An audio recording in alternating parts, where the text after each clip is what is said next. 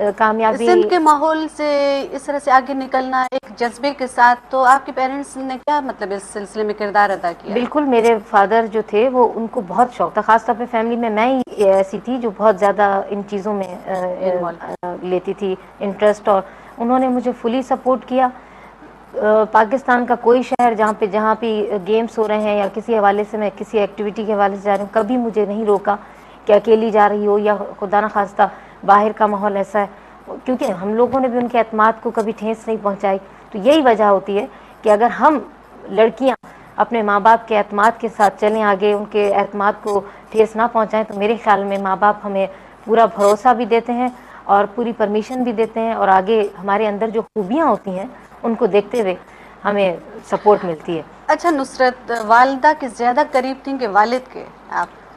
मेरे वालिद साहब इस वक्त दुनिया में नहीं हैं, लेकिन यकीन मानिए मैं अपने वालिद साहब के बहुत ज़्यादा करीब थी। उन्होंने मुझ में कुछ देखा था, इसलिए वो मुझे बहुत सपोर्ट करते थे, और बहन भाई भी पढ़ाई में हर लिहाज से आगे थे, लेकिन मुझ में उन्होंने कोई चीज़ देख ली थी, इसलिए वो मुझे बहुत सपोर्ट करते थे। इसी वजह से मैं कोई भी बात हो, कोई ऐसा मसला अपने बाबा से बहुत शेयर डिस्कस कर करती लेती थी, थी आप? और एक काफ़ी एज तक मैं अपने बाबा के साथ सोती थी, उनके साथ इतनी क्लोज।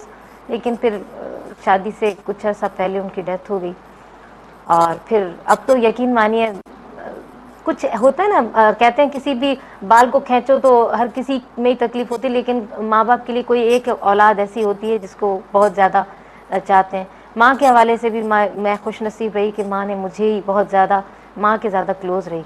अब भी मैं जब भी कभी परेशान होती हूँ, कुछ तकलीफ़ होती है या कोई मसला, माँ की गोद में जाके सर रखा और 2 आंसू बहाए और दिल को सुकून हासिल हो सुकून मिल जाता जाता है है। जी। बस ये बिल्कुल से बड़ों की एक अपनी ही बात अपनी ही होती है, बात होती है। एक तो ये वो साया। रिश्ते हैं जो आप ज़िंदगी में कभी भी किस मकाम पे आ जाएं, आप खुद माँ बाप बन जाएं, दादा बन जाएं, दादी बन जाएं, माँ बाप कभी नहीं भूलते हैं, उनकी कोई बात नहीं माँ भूलती। बाप चीज ही ऐसी होती है। अच्छा नुसरत, कोई ऐसी शरारत बताइए जिस पे आपको कभी मार पड़ी हो घर में? हाँ, कितनी अच्छी बात। हाँ। शरारत ऐसी थी कि मैं अभी भी अपने बच्चों को भी बताती हूँ, एज वो एक एडवाइस भी हो जाती है। बचपन में मेरी एक फ्रेंड थी जिसने मुझे हमारे स्कूल के बाहर एक चाट वाला खड़ा हुआ करता था, हमें एक जो पॉकेट मनी मिलती थी तो वो हम रोज़ लेके जाते थे, लेकिन फिर भी वो दिल नहीं भरता था वो चाट खाने से ना। एक दिन मेरी दोस्त ने मुझे उकसाया कि ना हम घर से पैसे चोरी करके लाते हैं, और यकीन माने मैंने अपनी दोस्त की उस बात को ओबे किया और घर से पैसे चोरी किए, जिसकी वजह से मुझे ज़िंदगी में पहली बार मेरे बाबा ने मुझे मारा था। वो मार मैं कभी नहीं भूलूंगी कि मैंने वो पैसे चोरी किए थे। और फिर बाद में मेरी दोस्त जो है वो बिल्कुल